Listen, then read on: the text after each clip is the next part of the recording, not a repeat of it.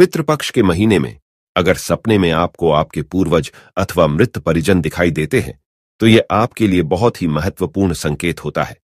नमस्कार, आप सभी का स्वागत है। दोस्तों, हर साल भाद्रपद मास के शुक्ल पक्ष की पूर्णिमा तिथि से पितृपक्ष आरंभ होते हैं और आश्विन मास की अमावस्या को पितृपक्ष समाप्त होते हैं। इसे सर्वपितृ अमावस्या कहा जाता है। हिंदू धर्म में पितृपक्ष के महीने का महत्व बहुत अधिक होता है। माना जाता है कि इस दिन सभी पितृगण पितृलोक से पृथ्वी पर अपने परिजनों से मिलने के लिए आते हैं। अर्थात मृत परिजन इस महीने में अपने परिजनों से मिलने के लिए आते हैं। इस महीने में पितरों को प्रसन्न करने के लिए लोग श्राद्ध, तर्पण, पिंडदान आदि कार्य करते हैं। पितरों की आत्मा की शांति के लिए दान धर्म किया जाता है। दोस्तों, हमारे पितृ हमारे परिवार का सुरक्षा कवच होते हैं। इसीलिए अपने पितरों को अर्थात मृत परिजनों को कभी दुखी अथवा अपमानित नहीं करना चाहिए। भगवान श्री कृष्ण कहते हैं, जो भी मनुष्य अपने पितरों को प्रसन्न करता है वह जीवन में कभी दरिद्री और दुखी नहीं रहता। पितरों के आशीर्वाद से वह अजेय बन जाता है। वह संसार में कीर्ति और मान सम्मान प्राप्त करता है।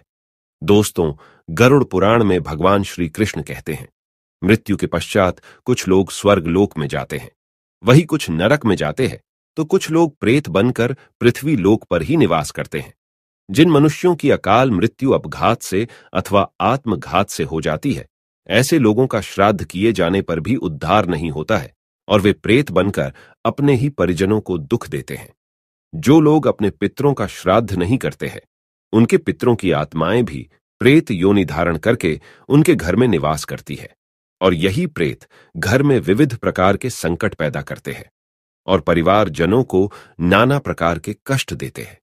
इसी के साथ ही जो लोग अपने पितरों का श्राद्ध करते हैं, उनकी पूजा करते हैं और पितरों के लिए दान करते हैं, उनके पितृ अत्यंत संतुष्ट होकर उन्हें आशीर्वाद प्रदान करते हैं। गरुड़ पुराण में भगवान श्री कृष्ण ने गरुड़ जी को पितृ के संबंध में कई महत्वपूर्ण संकेत बताए हैं, जिनसे मनुष्य को पता चलता है कि उसके पितृ उससे प्रसन्न है अथवा दुखी है। भगवान श्री कृष्ण कहते हैं, जब भी पितृ घर में प्रवेश करते हैं अथवा मनुष्य के सपने में आते हैं तो उसे अलग अलग प्रकार के संकेत देते हैं। यह संकेत मनुष्य के लिए बहुत ही महत्वपूर्ण होते हैं। कभी पितृ अपने परिवारजनों की रक्षा हेतु पृथ्वी पर आकर उन्हें संकेत देते हैं, उन्हें भविष्य में आने वाले संकटों के बारे में सूचित करते हैं। वही कुछ संकेत ऐसे भी होते हैं जो शुभ फलदायक माने गए हैं। हमारे पितृ हमें सपनों के माध्यम से संपर्क करने का प्रयास करते हैं। इसीलिए हमें सपनों में उनके द्वारा जो भी संकेत मिलते हैं उसे कभी दुर्लक्ष्य नहीं करना चाहिए। शास्त्रों में ऐसे ही कुछ महत्वपूर्ण संकेत बताए गए हैं। अगर आपको भी सपने में मरे हुए परिजन दिखाई देते हैं तो आप इस वीडियो को पूरा जरूर देखें। इसके साथ ही दोस्तों, हमारे पितृ अदृश्य रूप में भी हमारे घर में प्रवेश करते हैं। इसका प्रमाण गरुड़ पुराण में मिलता है। भगवान श्री कृष्ण कहते हैं, मृत्यु के बाद मनुष्य की जीवात्मा को वायु रूप का शरीर प्राप्त होता है जो कभी नष्ट नहीं होता है और इसी वायु रूप में पितृ अपने परिवार से मिलने के लिए आते हैं, किंतु वे मनुष्य को कभी दिखाई नहीं देते हैं।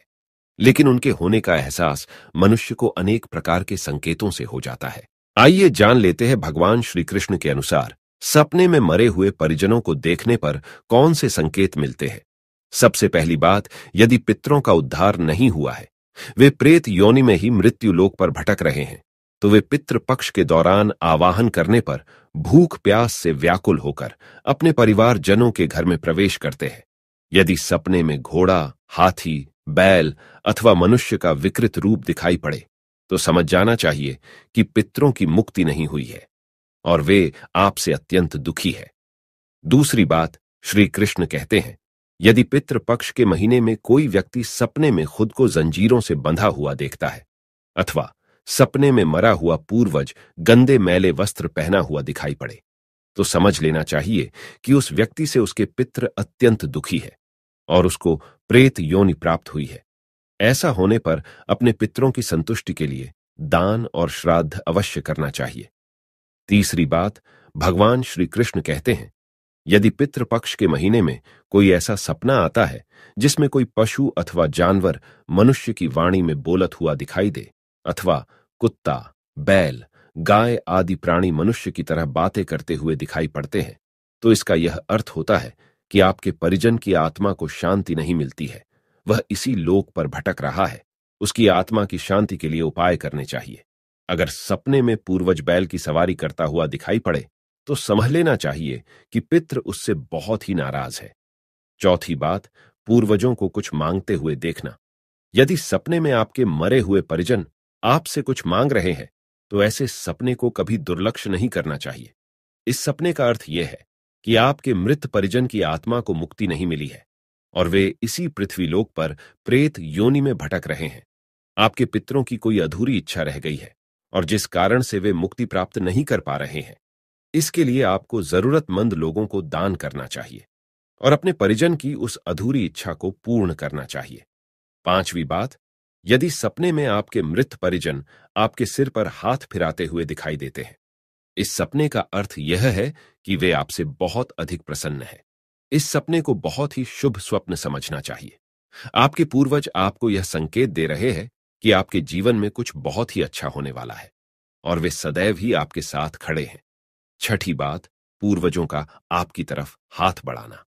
गरुड़ पुराण के अनुसार अगर सपने में आपके पूर्वज आपकी ओर हाथ बढ़ाते हुए दिखाई देते हैं तो यह एक शुभ स्वप्न है। आपके पूर्वज आपको यह संकेत दे रहे हैं कि आप जो भी काम कर रहे हैं उससे वे संतुष्ट हैं और आपको उस कार्य में अवश्य ही सफलता प्राप्त होगी।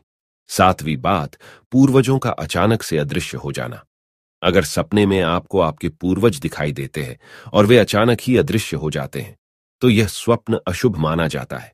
आपके पूर्वज आपको यह संकेत दे रहे हैं कि आने वाले समय में आपके ऊपर कोई संकट आने वाला है और आपको सावधान हो जाना चाहिए। आठवीं बात, सपने में पूर्वजों को क्रोध करते हुए देखना। अगर सपने में आपको आपके पूर्वज क्रोधी अवस्था में दिखाई दे तो आपको समझ जाना चाहिए कि आपके पूर्वज आपसे नाराज है। आप जो भी कार्य कर रहे हैं उसमें आपको नुकसान हो सकता है और वे आपको उस कार्य को न करने की सलाह दे रहे हैं। नौवीं बात, सपने में पूर्वजों को रोते हुए देखना। अगर सपने में आप अपने पूर्वजों को रोते हुए देखते हैं तो यह भी अशुभ संकेत है। आपके जीवन पर कोई बड़ी विपदा आने वाली है और आपके पूर्वज उस विपदा को देखकर दुखी हो रहे हैं और आपको पहले ही उस संकट के बारे में सूचित कर रहे हैं।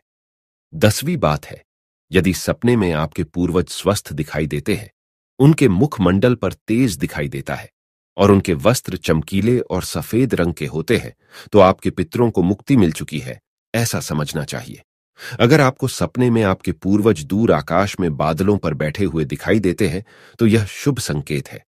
आपके पितृ आपसे अत्यंत प्रसन्न है और आपको आशीर्वाद दे रहे हैं।